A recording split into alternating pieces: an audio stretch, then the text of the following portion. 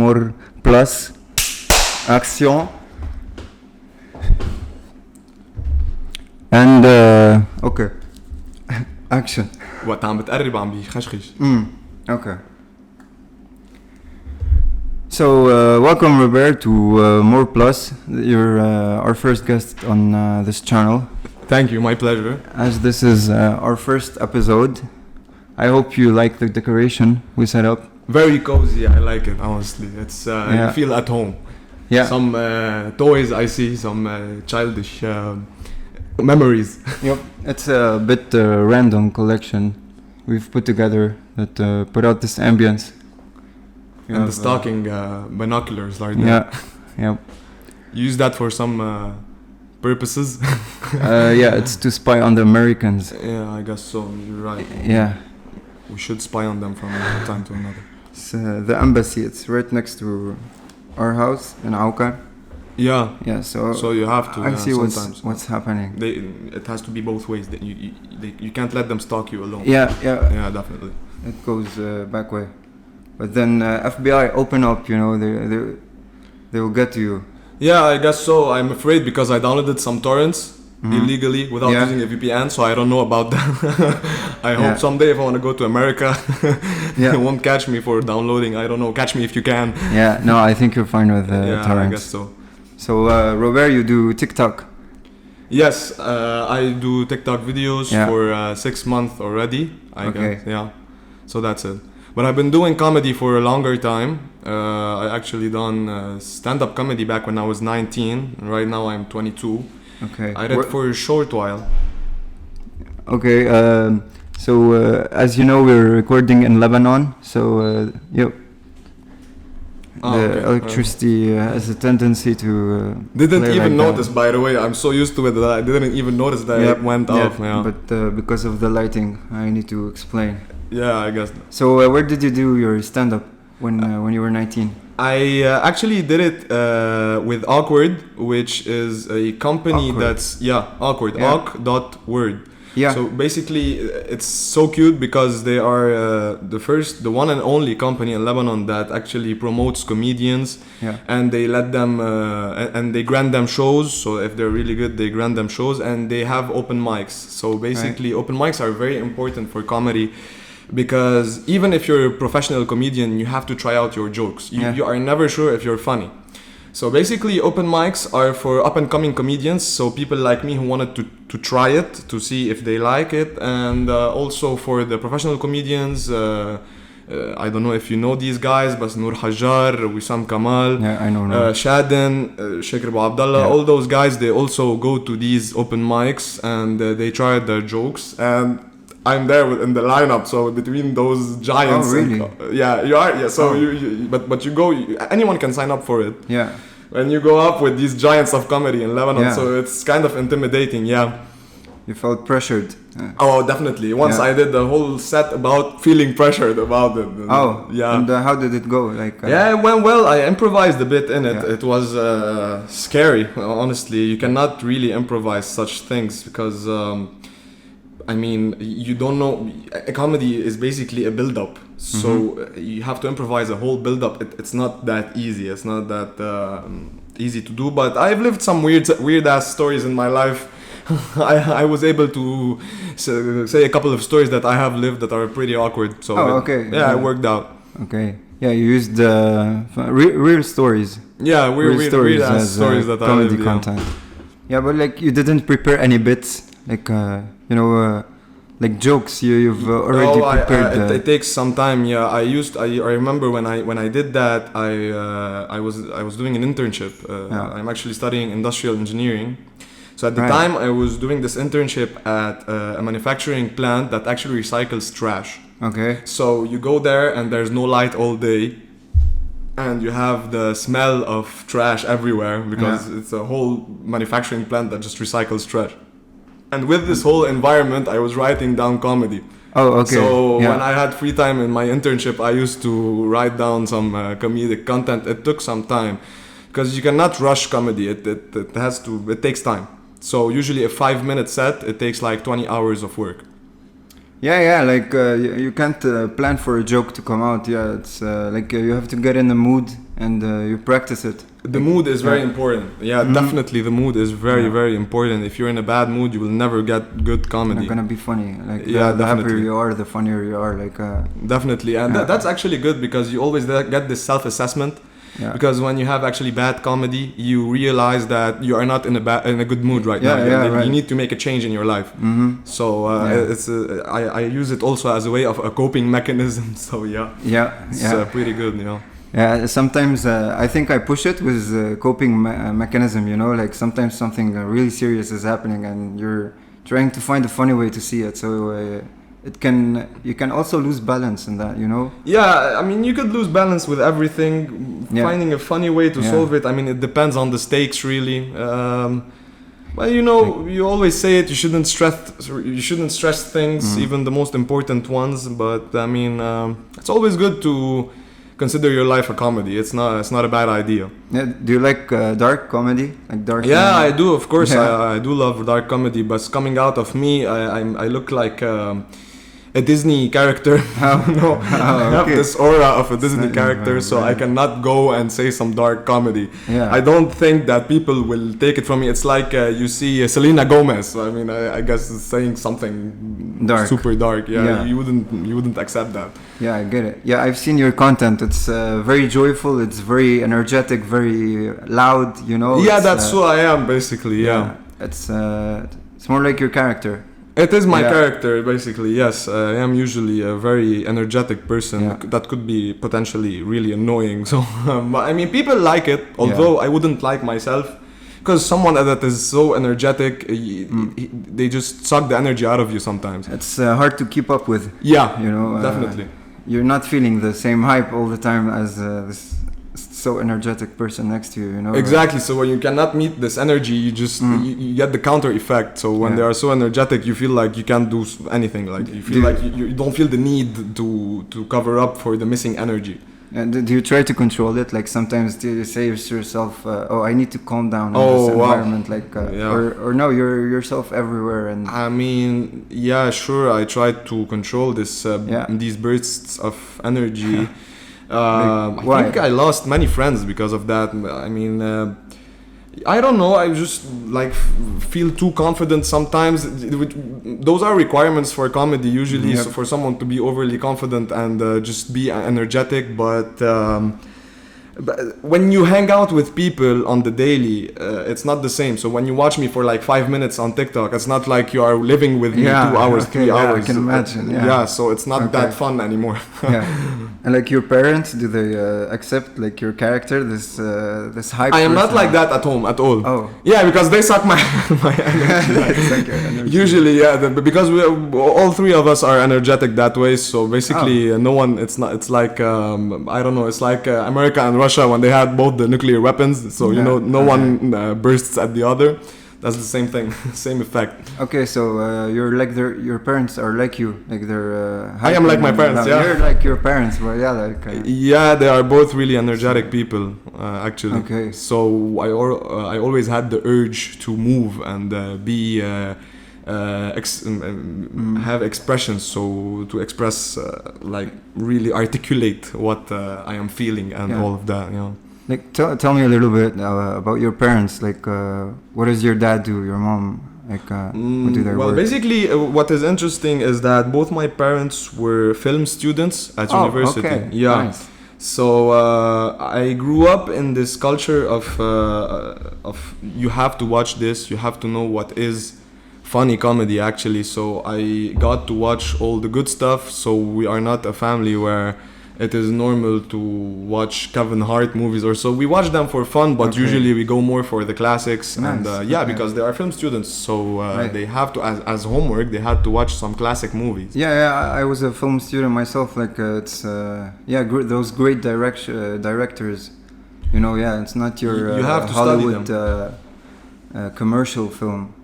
Yeah, exactly. You have any favorite directors? Like yeah, of course. I mean, it's a kind of a basic choice, but I really like experimental stuff and out of the box stuff that are super weird. So I have to go with Quentin Tarantino. I mean, it's a basic choice, but I really like the guy, honestly. Yeah. Yeah. He's so weird, and his movies, like you cannot imagine other people doing this. Yeah. Like what's nice is that they are bold. Like he could film a scene that is 10 minutes long, just two people talking, and that's just amazing. And he makes it entertaining, which is really hard to do. Yeah, a little too bloody maybe sometimes, like too graphic. I guess so. You sometimes. I mean, are you okay with that? Like, are you okay with graphic content? Like, you know, sometimes when it's shocking, it's actually more entertainment. You know, Americans, we like them because they are entertaining. When you see for example, there's this scene in Pulp Fiction. Yeah. I cannot say because I'm live on TikTok right now, but. TikTok. So actually they sexually assault Marcellus Wallace, and you see it graphically. So usually those scenes, they stick with you, and it's for a good reason. So basically, I will say it, I mean, they raped the guy, and he's a mob boss. So basically a mob boss that is getting raped. So the logic behind it and the symbolism is that behind the movie, what he's trying to explain is that if you could be anybody and just sink that low, you know. So that's basically why he gets so graphic sometimes. He did some real great work.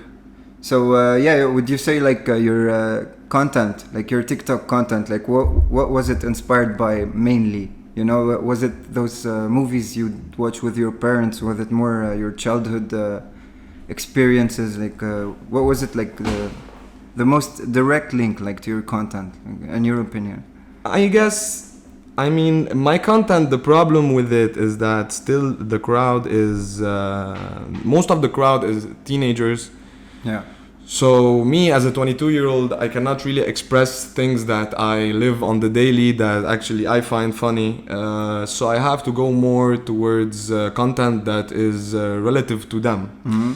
And another thing is that you have to be a bit simple, and me personally, I have a complex mind, so sometimes I find difficulty conveying the message. But to answer your question, my videos are basically inspired by a whole bunch of things that I've watched. Like you can, at least I can tell whether that could be funny or not. So I always say that for me, comedy has to be implicit. Okay, yeah. So implicity is key, in my opinion. You cannot. Some people are explicit in their comedy, but that takes the charm out of it. So and that's what you find in some shows when it's implicit. This is what makes it funny. So basically maybe The Office, Friends, these types of shows. I think implicit does more build up. And it lets the watcher leave it to his interpretation. So I've seen your content. It's really funny. It's you have a way to, I think it's long. You have long videos. You know, it's not like you see some TikToks, it's 6 seconds, 10, 15. I think it's true. I do have long videos. 30 seconds, maybe 40-second TikToks. And you're able to keep up the momentum, like the joke starts the first second, and sometimes it ends in the last second, and you are able to keep the person watching the whole video. And for me, it's really challenging for me to watch a long TikTok. I'm exactly usually, if it's more than 7 seconds, if I feel like there's too much build up, like I skip it. You start getting bored. But the thing is, like, your content is entertaining all the way. You're all along the video. For me, I think it's the cadre, the angles you take, and you put on decoration. You put on a costume. Sometimes I do put on cheap stuff. I usually use my clothes at home. I try to be creative as much as possible. But what I like the most about it is that, and something that we take for granted, is the effect that they provide, which is green screen. Basically, so you can have any idea and just be anywhere in the world. Whenever you want, you can be wherever in the world just because of this effect. So Going from that, it's nice. I use it because I can be more creative. These are stuff. My dad, I told you, he's a film student, so for him, the fact the first time he saw a video of mine, he told me how much work did it take you. I was like, it took me like 1 hour. He was like, when I was your age and we were doing those movies, to do this type of movies with the green screen, it used to take us two weeks of work. Yeah. So we usually take technology for granted. Those effects are super advanced, and I just use them. And yeah, when it comes to momentum and the long videos, I believe that I came to TikTok not as a TikTok user. I came to TikTok as a comedian. Okay. And so therefore, some people, they like to upload stuff to be viral and go like 1 million views, 2 million views. I upload those videos so that it's a story. So usually my crowd are people that when they see me, they know this is a long video. And there's a whole story behind it, so I make it worth it. So the TikTok is not like a basic joke. Usually it has to be a bit worth it, so it would be a bit long always. Yeah. And do you think your work can develop into something else, or like is it TikTok for now? Like this is your thing, this is where you're going, full speed, or like are you trying to maybe come out more to YouTube? Maybe you want to go live shows, maybe acting. I don't know. Like, have you thought about that? Yeah, I have thought about that. The problem is right now that I am uploading a bit less, and that's because I'm facing whatever 22-year-old faces usually, and this is finding a job. I'm graduating in a couple of months. Yeah. So I am a versatile person. I usually do a couple of things at the same time. Comedy is one of them. If I had the right opportunities and I kept being persistent, what I would like at the end of the day is stand-up, basically. So go back to stand-up, go back to make shows. I would like that, yeah. Why would it be stand-up? Like because of the interaction, maybe with the audience. Would you like to interact with the audience? Yes, I usually, because I like to give speeches. I like the challenge, the thrill of going up on stage and trying to make people laugh is something, but it's at the same time I always remind myself it is really stressful to do that. Like when you wanna do stand up, the problem with that is that the day before the show and the day after the show, like you can't sleep. Because you're super worried. Before the show you are super worried, and after the show it's either your heart was broken or you're super confident and you're super happy and you just keep on remembering that show. I understand what you're saying. I think it's natural, like in the beginning to have that, but like once you get more used to it, it's gonna be fun for you, because at the end of the day you're doing it for yourself, not just for the people. If you're not enjoying yourself on stage, I think that's what's important, and the stress is gonna be at start, you're not confident with your content, but like once people like love you, you already have your fans, you have much more confidence on stage, and it will show in your work. And exactly. I guess I didn't give myself a longer chance on stage. That's because of the pandemic and the revolution in Lebanon. I just lost momentum. That was basically it. And then my friends told me, like, go on TikTok and do those videos. And that's It wasn't your idea. It wasn't my idea at all. I did not think for 1 second that I would be a content creator. I used to love to watch other content creators, and I always thought that I could pull this off, but I didn't have the right budget. And actually what's nice on TikTok is that, like I mentioned before, they provide you with all those great editing tools, so anyone can do it. That's what's amazing about it. You just need a phone. Like usually when you watch videos on YouTube, like you need a lot of stuff. Like you need editing software, you need some good cameras, you need all of this. But for TikTok, it's basically you just need your phone, and the app provides you with all the rest.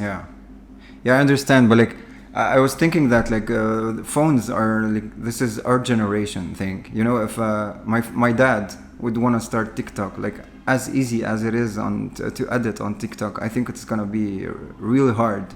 Like I think it's ours. This is why TikTok is for like a younger generation. you know, like when I was started watching TikTok, and I would talk in front of someone about a TikTok, and he would say, "Ah, that's for kids. Like, what are you doing on TikTok? You're 25."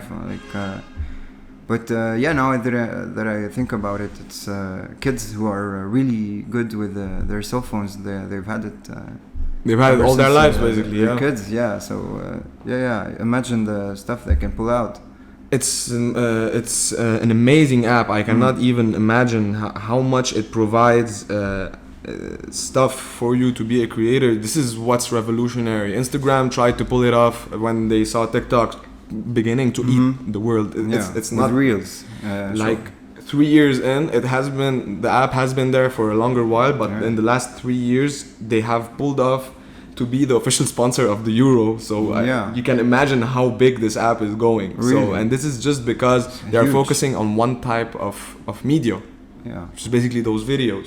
So basically when you go on Instagram, it's starting to get a bit messy. Like you have the stories, you have pictures, you have long videos, you have short videos, you have all those, you have reels now. So you're just lost when you go on this platform. You don't know where to start. But on TikTok, like you know what you're going to watch. So when it's more focused, it's easier for people to use. And this we went from something really complex, like we're revolutionizing social media and coming up with all those ideas. And then I guess TikTok just thought like, hold on a second, let's go back and be a bit simpler. Yeah. Like let's just break it down to the videos, what people really want to watch. Yeah. Let's keep it down a notch, and that's basically how it's so big. Yeah. The algorithm also, I think, is a big part of TikTok's success. Like, I think the algorithm is really smart. Exactly. Like, I'd get videos. They say, "Okay, I know who you are because I showed up on your For You page. Exactly. You're probably a boy. You probably are that age. You probably maybe they guess your horoscope, what you do, what are your hobbies. You know, just because of the algorithm, because it catches so much. It's I think it's the leading edge technology of algorithms at TikTok. Yeah, definitely.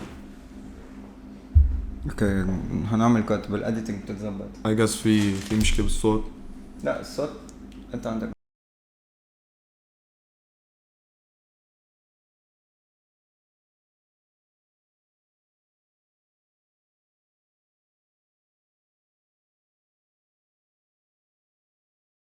Yeah, you guys like coffee, huh? You drink a lot of coffee. Do you drink that much coffee? I used to drink much more coffee. I used to play chess in coffee shops. Oh, so wow. This was my peak. You do play chess. Yeah. I learned. I always sucked at the game. I never won a game of chess. Yeah. Usually the cliche, Never. because I'm studying industrial engineering, so engineers are supposed to be smart at chess. Yeah. I've lost against like people that aren't even related to math. I just suck at the game. It's the way it is. It's fine.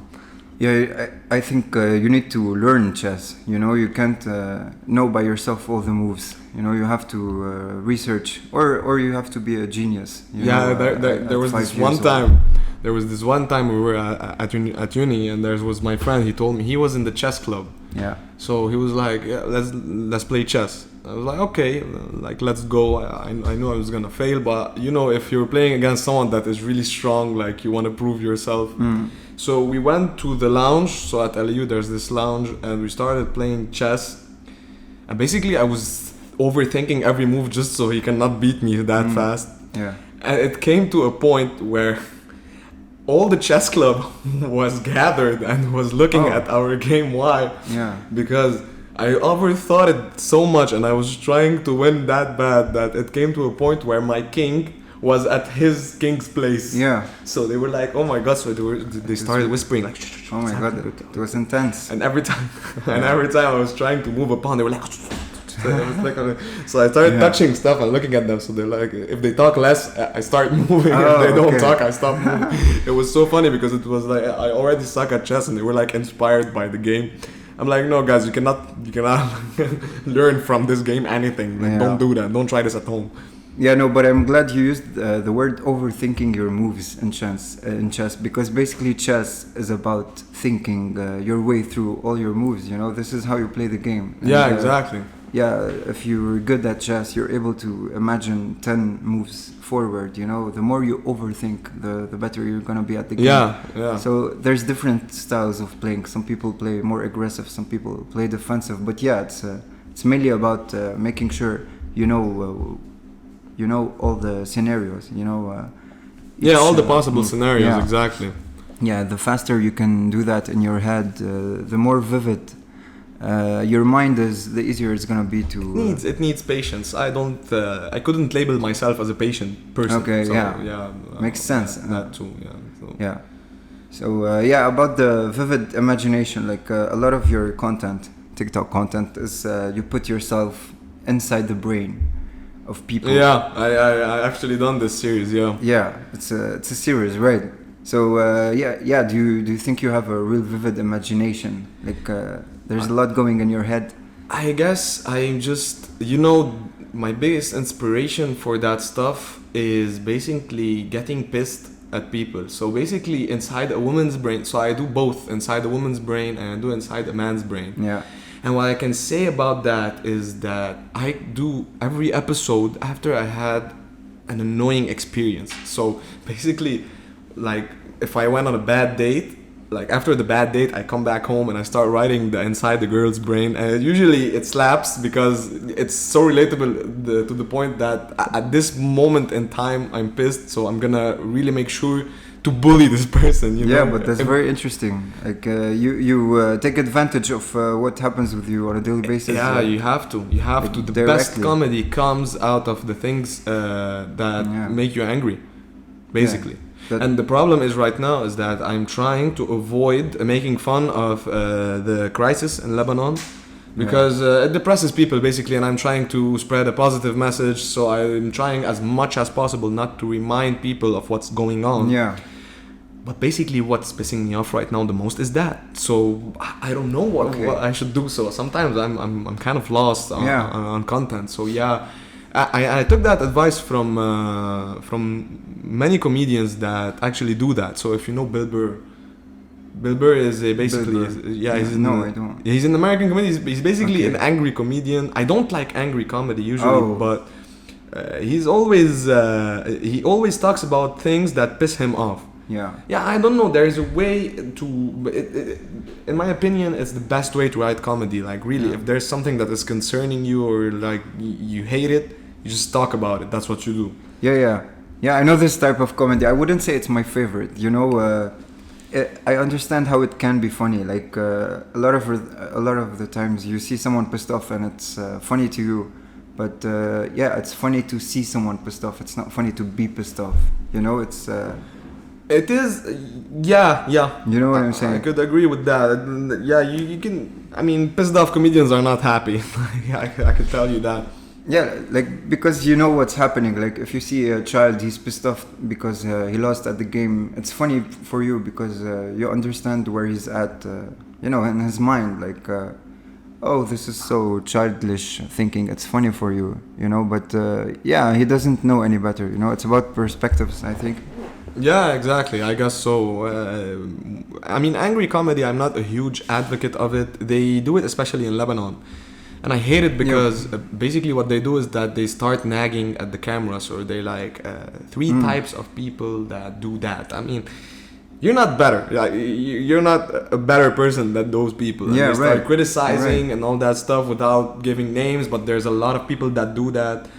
I think it's so explicit that it just takes the charm out of it. You're just nagging. You're not doing comedy. Yeah, you're right. But what also surprises me is the viewers. You know, like I personally wouldn't enjoy these videos, but I see they get a few. Yeah. Like, they get not bad viewers because it's relatable. You know, they do get traction. Yes, it is relatable. You have to understand that the understanding of comedy to each one is different, and. Usually when Lebanon is an angry country. We were always angry people. I am an angry person. And usually when you go, like my dad went to Finland once and he was baffled by it. He told me like people in Finland are so chill. They're so happy all the time. They're so calm. Yeah. And we're always angry and chaotic. So for them, they were like weirded out by us. And it's the same effect when we look at Finnish people or whatever country that is less pissed than us. So, yeah, I get it. Yeah, I mean, it's because people are angry, and when other people talk about stuff that make them angry, they like see themselves, someone else is nagging for them. So this is why they get all this viewership in Lebanon, because it's an angry country. Okay, yeah, I get it. So you wouldn't allow yourself to do it. So when someone else is doing it for you, you appreciate it. Yeah, you know, especially if he's doing it in a fun way. Exactly. So it's not so just nagging. You know, add something funny to it. Exactly. So this is why this is hence the viewership for those types of videos, which I don't find funny. But then again, this is why they are so successful. It's because it's an angry country. But you did follow the trend. So if I'm not mistaken, you did upload a video about what's happening in Lebanon and try to make a joke about upload. Exactly. That's what I was saying. The difference here is that when I upload a video about something that I am angry about, or when I'm talking about the situation in the country, what I do is that I do not cite it as is. I try to take it a step further. So basically, recently I started a series that is Lebanon in 2121. Oh, okay. Which basically it talks about a teacher that is basically teaching students about the basic things that we use on the daily right now that we wouldn't use in 2121. So we're talking, for example, he's explaining how an air condition works, but in a wrong way because he doesn't have enough data. So because they went back in time, so it's the future. It's basically back to the future. So you're in 2121, but you're actually in the 1800s. Yeah. So that's basically the series. People loved it, and what's nice is that I picture it in a way that the teacher is calm. So he explains those things while calm. Yeah. But of course, the idea came from me being angry. Yeah, I get it. But like he's adapted to it. So I put the character in a scene where he is not pissed off. He's basically... Okay. I put it in another context. You took the edge of... exactly. So this is why I never like to go in front of a camera and start nagging. I would never do that. I just like the imagination behind it. Yeah, but it is. We are back in the future. I agree. Like people are using their cars less. We have less electricity. We are going back in time. I'm sorry, back to the future. Yeah. So we are going back in time. But I'm finding really a way to enjoy it actually because of there's talks about people being attached to the past. Like some people feel always that the past was a better time. It was simpler, less stress. Maybe for us, we go back to our childhood. Like when you were a child, life was easier. It is true because basically, for example, we met at Rimal, and usually when I take a membership at Rimal, I don't go that much there. Yeah. But because there was some electricity outages. Totally. Yeah. So I used to go more because I used to go and play basketball, and I fell in love with the game. Yeah. This means that I cut off some time off my computer and my cell phone just to go there and do some sports. Yeah, right on. Really. And I lost so much weight, and I improved so much at the game. I'm really happy. So there's always something good out of it. So I agree with what you're saying. Yeah, definitely. Yeah. Me too. I was like more of a online gaming geek, I'd spend that's dangerous. Most of my time just playing online games, and now with the internet we have, it's practically impossible. Yeah. You're gonna destroy your device. You're an angry gamer. Yeah. No, but like if electricity goes off, you're in arena. You're playing arena, and the power goes off. You're gonna lose all your progress, so it's impossible to play during these times. In basketball, there's nothing. There's no electricity outage. You can just keep playing until you can't breathe. But there are some things. There are some drawbacks. For example, I am learning web development at the moment, and I started learning that after I done my last internship. I do not want to mention the company for my own safety. Okay. But I poured my heart and soul into it, and basically I did not feel that huge of a reward out of what I've done. Yeah. So I started learning skills that I could use myself to like build something out of it that is valuable. Okay. So basically when I started learning web development, I have the power now to build my own application or design my own website. Okay. Just because I learned this skill. And that's what's amazing also about stuff that are online. So also, like, there's this debate whether it's good for the universe to go online. Well, right. Yes, I mean, 30 years, 20 years ago, maybe 10 years ago, it was impossible for me to do that and learn this skill. So sometimes also looking at the other side of the spectrum, I wasted some valuable time because there was no electricity for me to continue learning web development. So you have both sides, okay. you know. But you should make the best out of your time based on the situation. There are always constraints. The world will never be that great, so it's fine. Yeah, you have to adapt to what's going on. You can't give up. You need to keep moving. Yeah, exactly. You have to adapt. I mean, you're never in a perfect world, so I mean. Right, but like there's a saying makes me think now. Like we live in the worst time ever, but at the same time we're living in the best time ever. You know, there's always both. It's never really one-sided. Yeah. So there's always two sides. So the internet, what we have now, really it opens up so much potential. You can practically be an engineer if you have a device connected to the internet. You know, you have enough encyclopedia. You know, you have enough books. You have enough data, videos to learn about anything. You can learn how to build an airplane. You could become anyone. You can do anything you want, really. I mean, I'm on your podcast because I upload TikToks. Yeah, so right. Basically I'm using the internet to my advantage. Yeah. And this is also for all people that are watching. I mean, the internet right. is they say a two-ended sword, a two-edged sword, I guess. So basically, okay, yeah. So basically, definitely. like, it could be really bad, but like you should know that you should use it for becoming who you want to be. Like, do not underestimate the power of it. Like, it could really get you places that are really good. Yeah. Like, you could learn new stuff. You could become a TikToker, become a YouTuber, influence people, learn new stuff. Yeah. All that. So I think it is valuable. I think usually you evolve faster if you use it the right way. Definitely. Like in the 80s, I don't think in the 80s you could do you could learn that much stuff as much as today. Also, you have all this access. You know, I was thinking about something. Like I started playing basketball this summer. Actually, like I played a few games before, but I never really took it seriously. You know, to say like, I want to get better at this.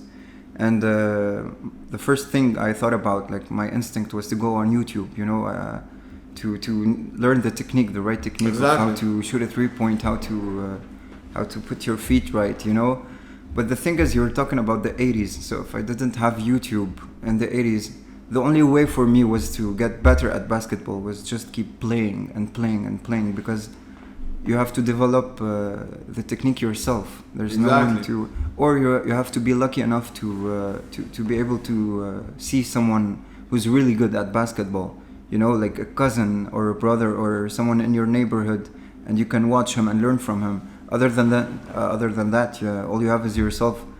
So maybe it's also two-edged here. So maybe I relied too much on YouTube and lacked practice. But it's always how you use it. So I learned the technique on YouTube, but that's not enough. You have to get down on the court, you know, and practice what you learn. Yeah, you have to get your hands dirty, definitely. Yeah. So basically, I mean, in the 80s, but if there's a will, there's a way. Like, I know there's this story my father told me about my uncle. He learned medicine and he became a doctor in Italy. Okay. And basically he needed a reference back in the time to put in his thesis. All right. So he traveled like 4 hours to another place because there was this one library in all of Italy, just to get this one reference. So right now we just go on the internet and we get the reference, and that's it. Yeah, so sometimes it is really valuable. Yeah, I think you needed a lot of dedication to do something before than now, Yeah, you know, because to achieve it, really, you have to. And that actually really try hard, raises you know? the question about academics.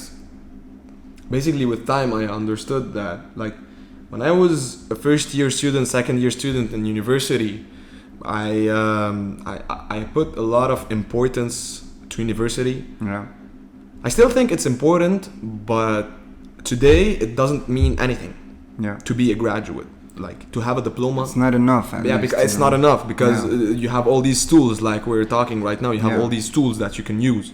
So you want to learn this, you want to learn that. You go on the internet. So it's just a platform. You know, university is just another platform. Anything nowadays, you can learn on in university, you can go on YouTube and watch some videos. I mean, of course, I wouldn't trust a doctor that went on YouTube or an engineer. It depends. Like, this is where we're talking about credibility, you know? Like, on YouTube, the more viewers you have, the more credible the information is. Like, if you have 10 million subscribers, you're more credible, you know? Like, if you say something, I'm gonna believe it more than if I see a video with 6 views on it, you know? Like, that's also interesting, you know? You know, there are some majors where you can learn them on the internet, not to undermine computer science, but I mean, computer science, what's important to learn in university is basically the basics, so the algorithms and etc. Because if there's a problem, as a computer scientist, you know how to solve it, but the basic tools, you can learn them anywhere. So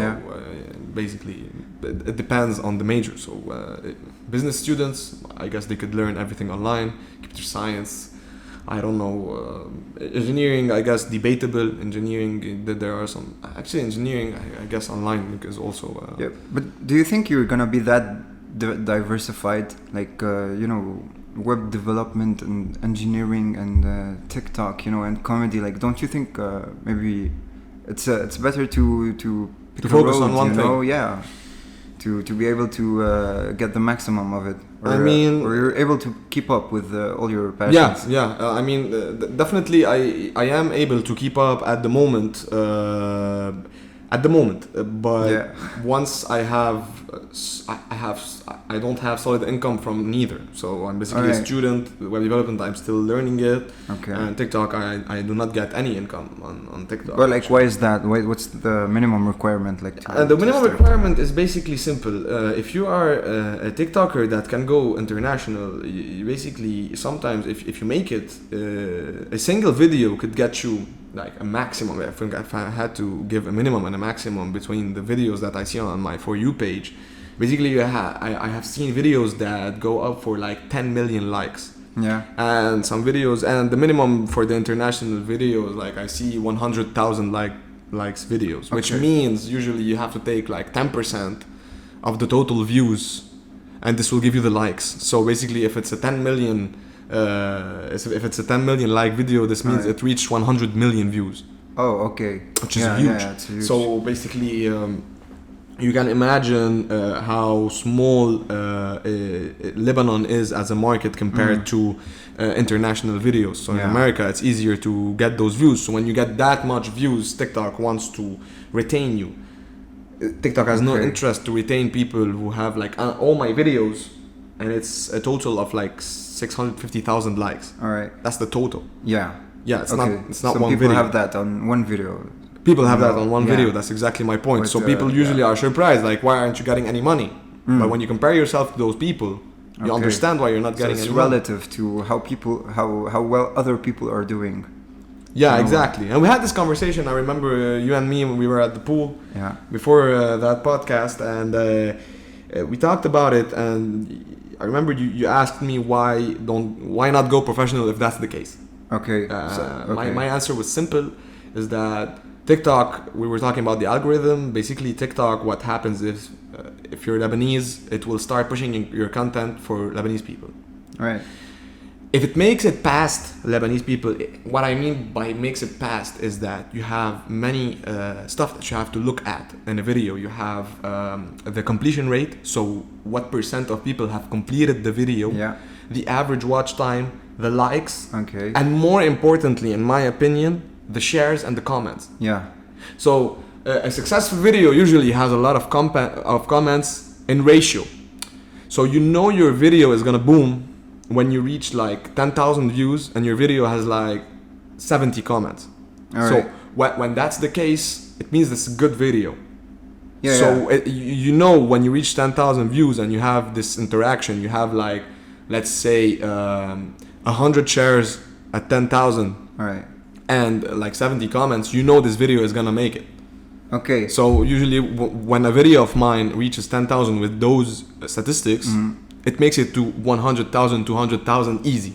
So this is where it, passes Lebanon and it gets pushed to the... No, so the thing is region. That it does pass Lebanon. Once you pass Lebanon, you go to the Arab world. Yeah. Okay, because TikTok knows you're Arabic. Not a bad audience. Like, it's not a bad audience at all. A lot of people that speak Arabic. A lot Arabic. of people, and some people in Lebanon actually make money out of TikTok because they have the Arab audience as their audience. There's Lebanese with 2 million followers and exactly. 3 million. So those people, because they have reached the Arab audience, so any video that they upload, these videos go to Dubai, Jordan, right. Kuwait, all these countries.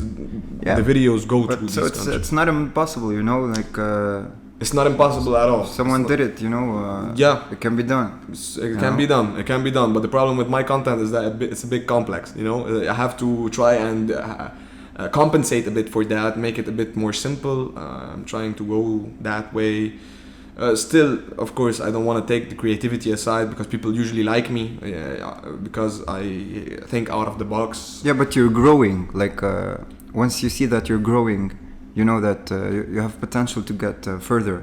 Yeah, so exactly. You didn't start at 20K. You're at 20K now, or is it I'm heading to 30K. I'm heading to 30K. You see, our last conversation was at Rimal. We were at 20, and the one before it, you were at 10K. So you're growing, but maybe your self-assessment maybe is not that stable. Maybe you're not that confident with your content, but I see it that if you're growing, and I think it's fast actually, like 10K followers. Once you're a star, it's gonna be a small number, but for someone starting from scratch, definitely. Especially in Lebanon, it was the numbers and the audience. Usually, my audience is mainly Lebanese. Actually, it's like 95% Lebanese. Yep. Yeah, right now. Okay. Yeah, I think if you wanna push further than Lebanon, you're gonna need to diversify your content. Speak about Arab-related subjects more than typically Lebanese. Like when you mention. The problem with that is that you are right, but at the same time, I do not like to talk about cliches. So basically, you have all these videos that go on and on about the same jokes. So let's say we all know that Arab moms usually hit their kids. Yeah. Yeah. So basically, everyone jokes about it, and we're sick of it. Personally, I'm sick of it. Yeah, but it's not what I want to do. Right, but TikTok loves cliches. Like I've seen this. Really, cliches, they're huge on TikTok. And trends and all of that. Yeah, and that's it, because a cliche is something shared by a huge group of people. This is what a cliche is. So it relates. It relates to a lot of people. To a larger audience. This is what you're looking for when creating content. You want to relate to as much people as possible. Usually, you are right. And but basically... but people don't like repetition. So if you want to tackle cliches, you cannot repeat the way this cliche has been tackled. You gotta find a new way to. That's exactly what I was gonna tell you. That's exactly what I was gonna tell you. Is that usually, even if in comedy, you see people making the same joke about the same topic. Like everyone makes fun of friend zone, for example. Okay, exactly. I once uploaded a video about friend zone. Yeah. And I did it my own way. I did a waiting room guy that is like in a pinkish heaven, and he's starting to accept people, like he's crossing off people, like the cliche type of people. People liked it. It's because but they take time. They take time. Can you just remind me of the video? Yeah, what was the punchline? Basically, it's not a punchline. But usually the guy, it's like one frame, one shot. Yeah. So it's just me like in a pinkish background heaven. So they're like pink clouds, and I'm like super angry. Like I'm looking at I'm talking to a line. So I'm like, people, please get in line. Okay. And like the first guy comes and I'm like, how tall are you? And he's like, I'm under 6 feet. I'm like, okay, good, cool. So because it's the friend zone waiting room. So basically, if he's under 6 feet, like he has to go to the friend zone. Like these are the basic jokes, but you're putting them in a certain context. Okay. Because so are you under 6 feet? He's like, yeah. Okay, so that's one. Okay, so we can accept you there. So what was the second criteria? So he's eligible to. He's eligible, exactly. Because he's short, you know. Yeah, because he's short. That's one. So it's reverse psychology. I'm under 6 feet, so basically, as I was saying earlier, like that's something that pisses me off because I'm not a tall guy. So basically, when I'm joking about that, is because I'm pissed off at that myself. Yeah. So when I make the joke, it's basically because I'm pissed at it. So basically, he's under 6 feet. Yeah, are you a good guy? He's like, yeah, I'm a good guy. Okay, you're super eligible. Let's go. And then there's one guy that comes. He's like, yeah, I'm tall. He's like, oh, you're over 6 feet. He's like, yeah, I'm 6'2". Oh, that's weird. Why are you here? So he's starting, and then he says, yeah, watch anime. So okay, that's all. Okay, I forgot about that. You can go.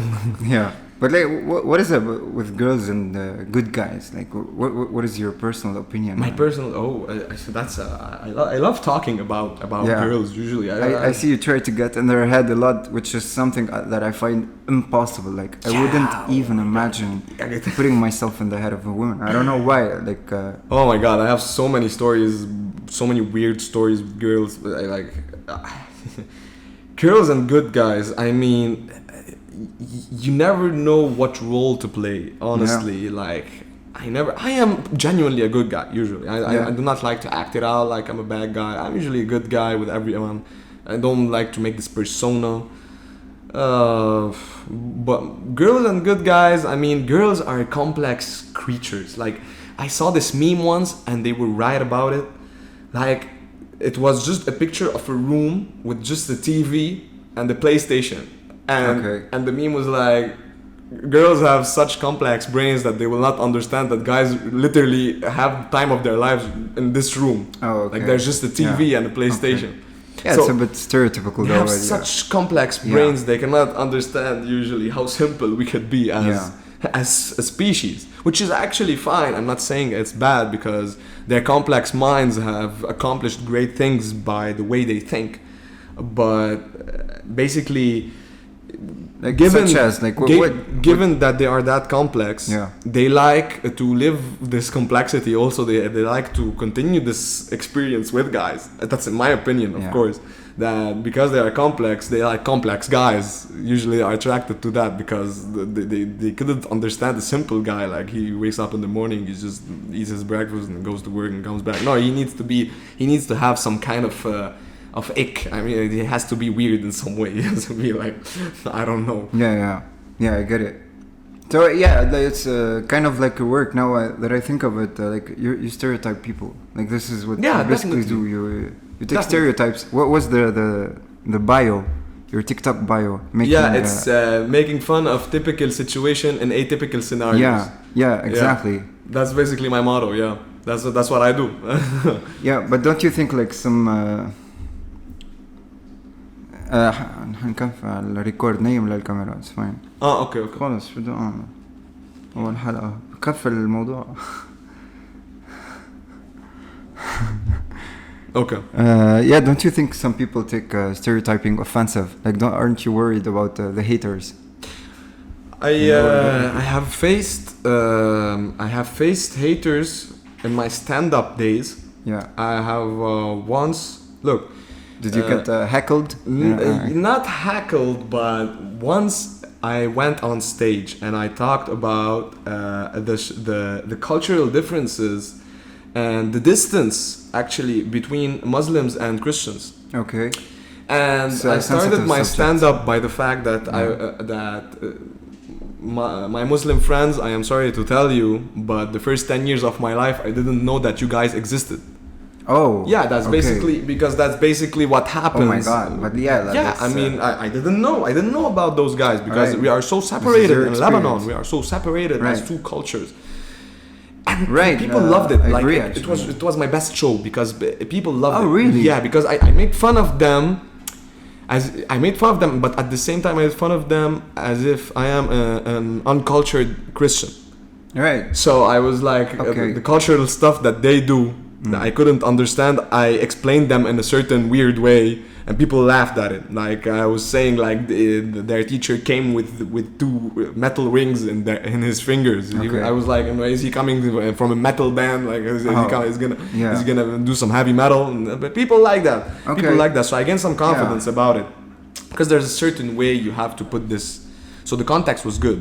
The second time I went there, and after that show, I gained a bit of confidence. I was like, yeah, let's get a bit more offensive than that. Okay. Let's get dirty. You know what I mean? So what I did was I wrote about the LGBTQ plus community. I don't know how many plus. letters there's. Yeah, okay. Plus. Yeah, you have to mention all of it. Like, so basically, I wrote this 5-minute set, and I was not convinced at all about it. My ex, she told me, yeah, go there, let's try it, it's fine, you can do it. I'm like, okay, fuck it, let's do it. So we went there, and basically I didn't know that the club where we were, they actually hosted a transsexual drag show on Monday. Oh. And the show was on Wednesday. So basically they told those people, like, come on Wednesday, we have stand-up comedy, and bring your friends, you know. And you have the joke prepared. And I didn't know that these guys were gonna show up. Right. So I remember I went up there. I was like, everyone left, and the whole crowd was gay, basically. All right. And I came up there, and I was really stressed out because I'm making fun of those guys, and the room is full of those guys. Okay. So basically, I went up there, and I was not that confident about it. Like, I was really worried. Oh. So I was like, guys, today's set is gonna be a bit offensive. I hope none of you has a problem with it. And there's this one guy sitting in the front row. He was like, yeah, we do have a problem with that. Oh, really? Yeah, he said that. And I was like, well, man, I mean, I'm upstage. I just prepared it, and it's gonna happen. Yeah. And I went on for 5 minutes, no laughs. Oh. No laughs. It was something. It was shattering.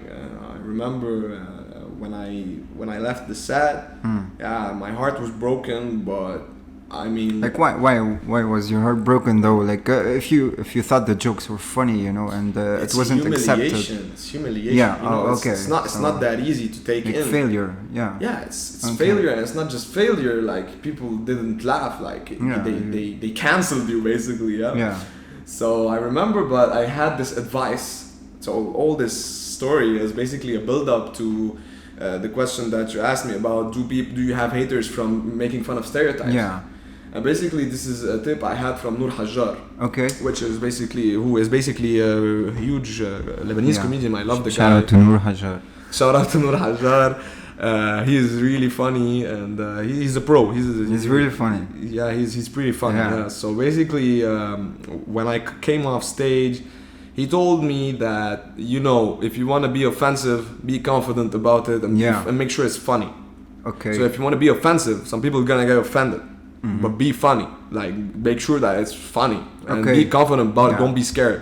Like, don't say, because I made a mistake. Exactly. This is what you did. You said you were unconfident. You know, you lost your confidence. I lost my confidence. And basically, I told them, like, people, this is going to be a bit offensive. And I was stressed. And I didn't know. And during my set, I was stuttering. And maybe this is why they didn't laugh. You know, maybe your jokes were really good, but because you were worried. I don't think they were good already. So I read them. I didn't. Yeah, so if you want to be offensive, it has to be funny. Yeah. Like, sometimes I do make fun of feminists and girls and even guys. I make fun of everything on TikTok, but I make sure it's funny. Like, when I want to go on feminists, I just make sure the joke is really funny, or otherwise I just don't post it. Really? It's just gonna be, So, basically, inside the woman's brain, I couldn't believe that because people like it, like, no girl ever commented, like, what a douchebag are you? Like, they actually liked it. So girls actually liked how I was making fun of their brains, because I was accurate. I was in a 2.5 year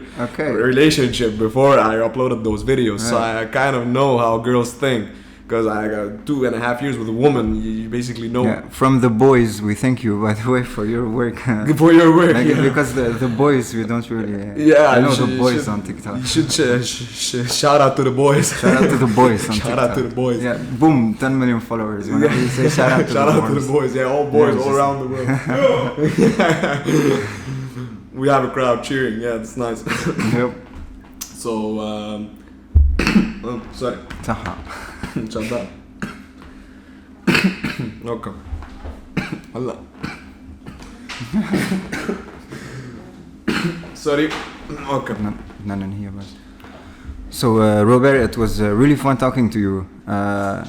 I hope you will reach 10 million followers. Thank you so much. And hopefully you have a successful podcast. I mean, I really enjoyed the show. I think if you're my first guest, I'm definitely gonna make it on this podcast because I'm already starting. You know, I think you have a lot of likability, and in fact, I've seen you with your fans. You know, it happened it's true. We had this to moment happen in front of me. Yeah, and they just they surrounded you and they were so interested in what you had to say. And, exactly. Yeah, it was really touching. Thank you. Let's hope for the best for both of us. We're both starting, so it was really cute. You have a glass of water, like.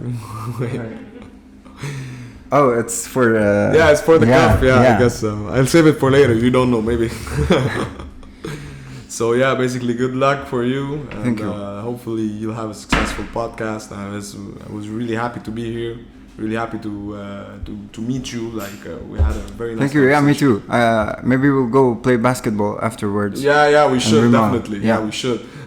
This is my ball, by the way. The one I play. Yeah, it's one old ball. Yeah. I mean, I guess you balled a lot with this ball. Yeah, when I'm in NBA, this will it will be worth a lot. A lot of money, man. Mario's first ball. Yeah, definitely. The ball I should be worth a lot. So, guys, I hope you enjoy our episode today. Make sure to like, subscribe, and hit the comment section below. Bye. Peace.